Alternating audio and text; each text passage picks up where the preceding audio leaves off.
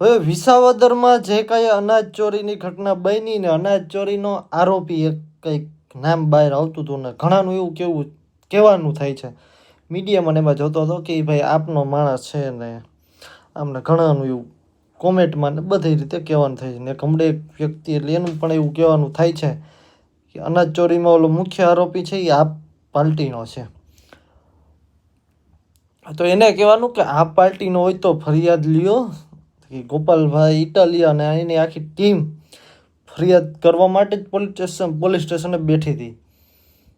એમને એમ તો કંઈ બેઠી નહોતી ને બચાવવા માટે તો અહીંયા બેઠી નથી. એની માથે ફરિયાદ થાય અને પકડો, ઊંધો લટકાડો, હાઠા મારો, એની પાસે બોલાવડાવો કે એની પાછળ કોણ છે હું આ તે એ માટે જ અહીંયા પોલીસ સ્ટેશને બેઠા હતા. અહીંયા કંઈ એને બચાવવા માટે તો બેઠા નથી. આ વાત ખુદ ગોપાલભાઈ પણ કીધેલું છે એક ઇન્ટરવ્યૂમાં કે આ પાર્ટીનો હોય તો એને પણ ફરિયાદ એની માથે પણ ફરિયાદ કરો, ઊંધો ટીંગાડો, ઢાસડો એને.